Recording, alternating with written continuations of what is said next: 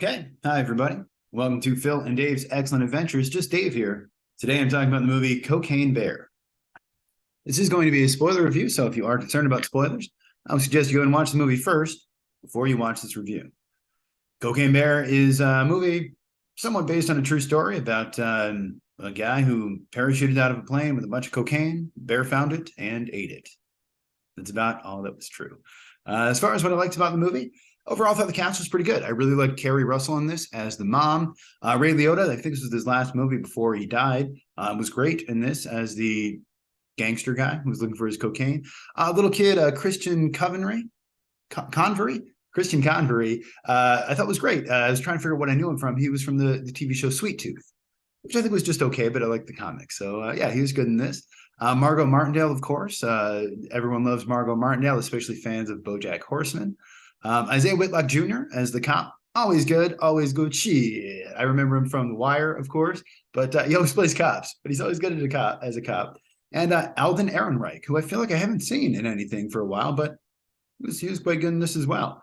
I thought the music in this was pretty good. The movie opens with the song Jane by Jefferson Starship. Good song. I feel like White Rabbit and Don't You Want Somebody to Love get all the credit, but yeah, you don't hear Jane as much. It's a good song and a lot better than We Built the City for sure. I thought the cinematography on this overall was pretty good. It looked well made, professional. I think the opening shots in particular were pretty good, and a lot of the actual composition of the shots looked very professional. There's a fight scene early on in the movie between O'Shea Jackson Jr. and the kind of young troublemakers who live around the park that I thought was pretty well shot and pretty well choreographed. It looked pretty good. I could see what was going on. The camera wasn't shaking and moving all over the place. It wasn't too close. It's actually way better than the fight scenes in Ant-Man and the Wasp, surprisingly. I thought overall the clothes were cool, period appropriate. It took me a minute to figure out exactly when this was supposed to be set. I'm like, it's clearly late 70s, early 80s, but I couldn't pin it down exactly. But I think they did a pretty good job of doing that. Keri Russell's wearing the kind of jogging suit or whatever that I remember women in the 80s wearing. So yeah, that works out. A lot of the cars were cool. I love that late 70s, early 80s. Cars are very boxy and very square. I like that. And it reminds me of being a kid, I guess. And overall, like the setting, which again, being in the mid 80s, I believe, when it's supposed to be set, and in the South. I initially thought it was Tennessee, but it's actually Georgia. Yeah, good setting, good place for it to be set. Interesting enough. A national park. Sure, I'm down. It's good. As far as what I disliked about the movie, I didn't love O'Shea Jackson's performance. I didn't think he was terrible. I actually thought he was good. But this is the first thing I've seen him in. I didn't watch the Straight Outta Compton movie. I will say he looks exactly like his dad. I can see why they cast him in that. As I watch him, I'm like, man, he looks so much like Ice Cube. It's crazy. But I think also one of the early scenes I saw him acting in this was against Ray Liotta, who is a really damn good actor. So unfortunately, when you see someone O'Shea Jackson, who's kind of a new guy, still kind of learning, along with someone who's a consummate professional like Ray Liotta, yeah, his performance just doesn't quite hold up next to Ray Liotta. Yeah. But that being said, yeah, Ray Liotta is just a damn good actor. And even in terrible movies, which he made plenty of terrible movies, he always committed and he was always very, very good and always very believable in all of his roles. So it was great to see him in this. I also didn't love Jesse Tyler Ferguson too much in this. I liked him on Modern Family. And I was like, oh, cool. Hey, good to see he got a role. I'm always glad to see people from things that I like doing stuff. But in this, he was a little over the top for me, a little broad. And I think in general, actually, everyone's accents were just all over the place here. Some of the people had basically no accent. Some of the people were doing this community theater version of Streetcar Named Desire. And Jesse Tyler Ferguson in particular, his accent was just a little too broad and a little almost honestly borderline offensive to me. It kind of reminded me of when his character on Modern Family would make fun of his husband for being like kind of from the South. I feel like his husband was from Missouri. I don't remember. Jesse Tyler Ferguson, I did look up. He's from Montana originally. So thought, hey, maybe he just does have a Southern accent. And I just thought it sounded fake, but yeah. There's too many characters in this movie. Way too many characters in this movie. We've got, Margo Martindale and Jesse Tyler Ferguson as the Rangers. We've got Keri Russell as the mom and the two kids. We've got the two drug dealers and then Ray Liotta. And then we've got the three kids who are troublemakers and the European couple at the beginning. way too many characters in this movie.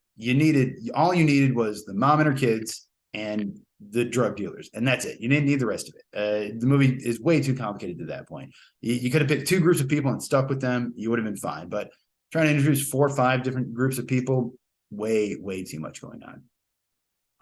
The biggest issue I have with the movie, honestly, is it's very mean-spirited to me. I've run into this a lot with a lot of recent comedies where they're just mean, and I don't like that. Maybe I'm too sensitive, and I don't think mean humor bothers me, or black comedy in any way bothers me. But in this, it's just there's this way that sometimes you can make a movie and you can be mean-spirited and it can be in a fun way, and sometimes it just seems like it's intentional. They're intentionally trying to be mean, and they're sort of reveling in that meanness. And to me, this movie kind of had that. So examples, Alden Ehrenreich's character, he's got the tattoo and they misspelled Joan.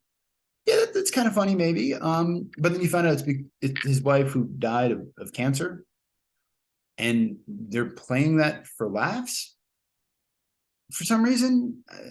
Okay, again, I don't think it's funny. I don't understand why that's supposed to be funny. Like, if they would have done something where like his girlfriend cheated on him after he got the tattoo with the guy who did the tattoo, or with his friend, or with his brother, that'd be good. Or he got it for a girl who just didn't really like him that much, or a girl who he thought he was dating, and it turns out, there could have been a 1,000 other ways to play that besides, yep, his wife died of cancer. Isn't that hilarious? What an idiot. Look at him with his dumb wife. That's, to me, this entire movie is just this very mean-spirited, sort of intentional kind of just poking fun at people and punching down, which I don't really like about comedy. They do it again with the European hikers at the very beginning. These people are decent enough people, as far as I know. I mean, they're taking pictures of the bears, so that's, I guess you're not supposed to do that. So according to this movie's logic, they deserve to then get murdered because of it. And then again, we've got the guy who's upset and crying because he just watched his girlfriend or wife get brutally slaughtered in front of him, and the movie's kind of playing it for laughs again too. Like, oh, look at this guy, he's crying and he's upset. Yes, because something extraordinarily traumatic just happened to him. That's not funny. Again, maybe I'm too sensitive here. Maybe I need to lighten up. But like, no, I mean, I felt bad for the guy, and I didn't see the humor. Same thing, the EMTs come along, and they seem to be reasonably competent at their job. Maybe the guy is kind of a whatever, but not bad enough where they need to die or get attacked. Again, I don't want to see, treasured character actress Margo Martindale getting her face scraped against the asphalt. Some people do. I'm sure some people like this kind of stuff. Me personally, did not like it. The CGI is not very good. I didn't expect it to be. I know this isn't a huge, big budget movie, but like, honestly, if I would have liked the movie, the CGI wouldn't have bothered me at all. The fact that I didn't like the movie, though, made the bad CGI stand out. And it's not terrible. It's not the worst thing ever. And I don't expect them to use a real bear, of course, but that wasn't great. There's this whole plot line with the little dog that I didn't really need, didn't really care about. Honestly, I thought they were going to do something where the little dog was going to save them from the bear, because the way they were setting it up. They didn't do that, which is good, because that would have been dumb. But what they did do with the dog, they ended up going to the guy who was upset because his wife is dead. I guess he's happy now. I don't know. And I think my biggest issue with a lot of that kind of stuff is bad things happen to decent people in the movie, but then the bad people in the movie, the drug dealers, Ray Liotta's character dies, but the other two get away mostly okay. O'Shea Jackson's a little injured, but he's still alive, and they get this dog, and it's like, am I supposed to be rooting for these people? I don't understand, because they're drug dealers who are chasing after children with guns. Like, they're not good people. Just because they're played by actors who I recognize doesn't mean I'm going to like those people. Most of the attempts at humor in this movie did not work for me at all. I don't know if I actually laughed at all during this movie. There's a lot of animal cruelty in this movie, particularly with the bear.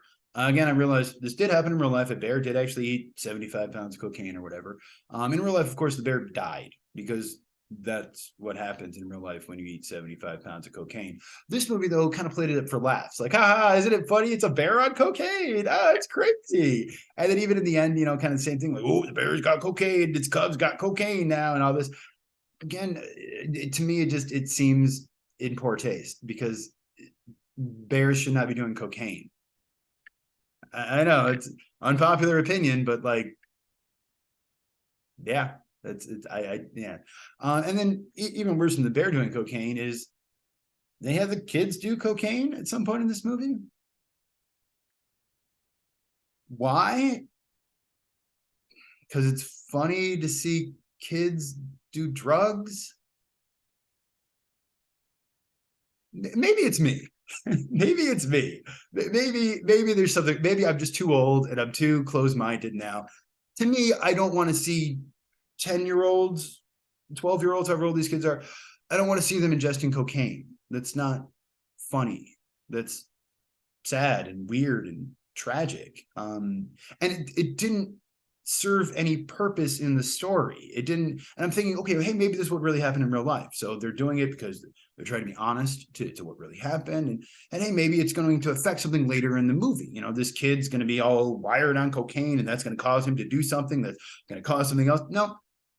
No, it just, kids ate some cocaine and then spit it out. And then the mom found out. Just can't get anything past moms.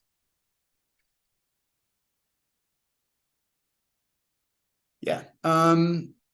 So yeah, other than that, there's these kind of like big moments in the movie that come up. There's one toward the end with the waterfall where like Keri Russell gets the gun from him and she's like, yeah, no, you know. And to me, I don't know, for whatever, it just didn't feel earned. I didn't feel that I think if they would have built up her character more and kind of showed how she hesitated to kind of take action sometimes or something, or she had been in a situation with Ray Liotta's character earlier where he kind of got the drop on her and then she kind of gets to turn the tables on him, it would have been more satisfying. But in this case, it just, now she's got a gun. You're like, oh, okay, well, that happened. And then like right after that, the kid's like, I'm so tired right now or something. Again, it's supposed to be this big moment where like people cheer like, yeah, ooh, the kid's tired. But like, to me, it just like, I felt like I knew what they were doing and they wanted people to like clap and cheer and get excited, and did not work for me.